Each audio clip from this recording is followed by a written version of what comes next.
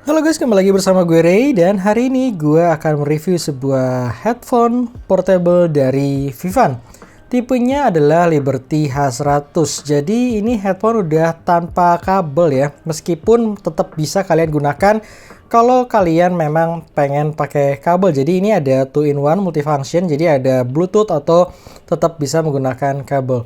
Harganya cukup terjangkau, dibanderol seharga 300 ribuan. Tapi yang paling penting dari sebuah headphone adalah mengenai gimana sound quality dari Liberty H100 ini. Terus kira-kira apa sih kelebihan serta kekurangan dari sebuah headphone seharga 300 ribu ini? Langsung aja kita bahas. Ini dia Vivan Liberty H100.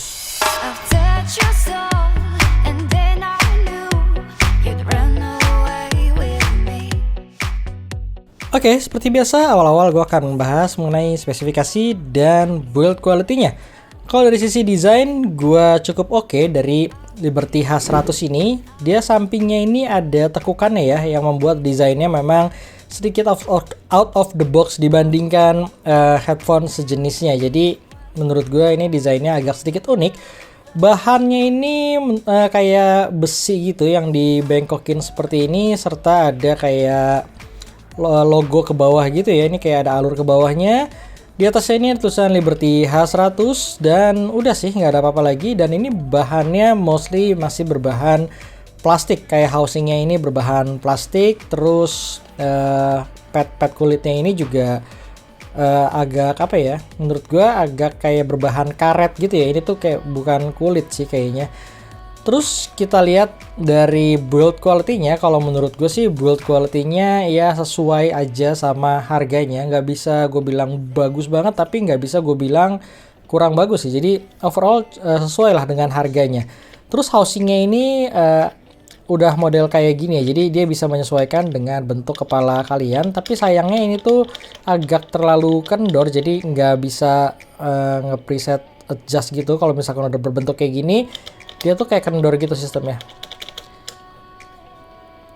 Di samping ear cup-nya ada logo Vivan, dan kalau kalian mau tahu left right-nya ada di dalamnya. Di dalam ear cup-nya ini ada right dan left. Jadi itu aja sih. Dan kita lihat untuk tombol-tombolnya. Di sini untuk charging port-nya masih menggunakan micro USB, serta ini ada jack 3,5 mm ya. Jadi kalau kalian mau pakai kabel, mode kabel juga bisa. Jadi ini 2-in-1 dan tombolnya simple, hanya ada 3 buah tombol. Ini tombol on off yang kalau kita nyalain dia akan ada LED notifikasinya di sini. Kalau kelap-kelip seperti ini dia menunggu pairing, dan kalau udah sampai pairing dia akan kelip warna biru aja. Terus seperti ini ya. Tuh, ini dia udah pairing. Dan ini tuh ada tombol buat volume up and down, dan tombolnya ini juga multifunction. Jadi kalian bisa menggunakan tombol ini untuk berbagai macam keperluan ya. Jadi play pause lagu, bisa buat next or previous, bisa naik turunin volume, bisa menerima panggilan telepon dan lain sebagainya. Jadi tinggal kalian mainkan dari ketiga tombol ini. Terus untuk equalizer di headphone ini tuh ada 2 jenis equalizer. Ada equalizer normal, ada equalizer deep bass. Cara ganti equalizernya juga menurut gue cukup simple ya. Kalian cukup tekan 3 kali tombol power ini dan dia akan berganti mode ke mode normal. Dan kalau kalian pencet 3 kali lagi, dia akan berganti mode ke mode deep bass. Jadi nanti akan ada notifikasinya di dalam kayak voice prompt-nya normal atau deep bass. Terus selanjutnya dia udah dilengkapi dengan Bluetooth 5.0 yang memang udah menjadi standar rata-rata headphone atau TWS zaman sekarang ya. Soal delay sih menurut gue ini cukup oke kok untuk sebuah Bluetooth 5.0 ya. Memang karena dia belum support aptX dan itu masih sangat wajar mengingat harganya yang budget friendly.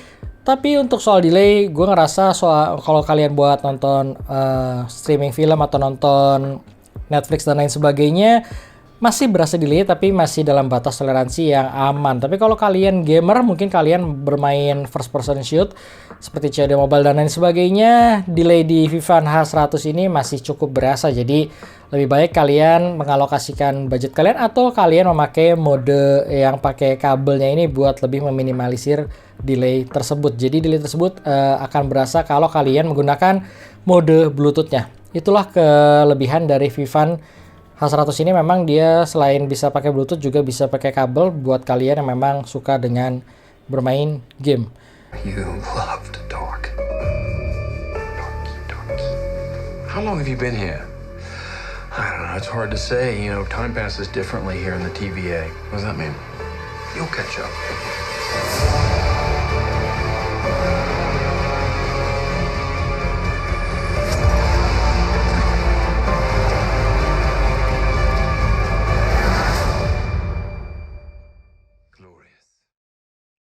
Tes, dan ini adalah contoh rekaman dari Vivan Liberty H100 internal microphone.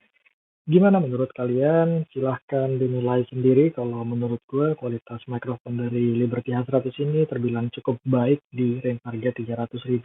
Suara gue terdengar jelas dan cukup besar ya. Jadi sisanya sekalianlah yang menilai tentang kualitas dari mikrofon Vivan Liberty H100 ini.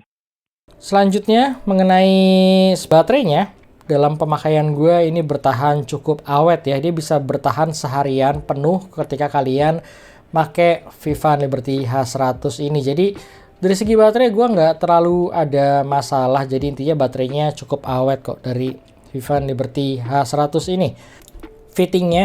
Fitting dari Liberty H100 ini karena dia cukup ringan, jadi gue ngerasa fitting di telinga gue juga cukup nyaman. Gue untuk pemakaian jangka panjang, gue cobain kayak 1 jam, 1 jam setengah tuh nggak ada masalah yang berarti. Jadi leher gue nggak pegel karena ini tuh ringan banget bobotnya. Terus yang kedua juga kuping gue nggak berasa terlalu panas ya, meskipun ini bahannya kayak masih semi kulit seperti ini, tapi masih cukup oke kok. Dalam fittingnya gue nggak ada masalah sama sekali. Jadi dalam pemakaian gue sih gue nggak merasakan masalah yang berarti ya dari Vivan Liberty H100 ini. Tapi kan yang paling penting adalah mengenai masalah gimana sound quality dari sebuah headphone seharga 300.000 ini.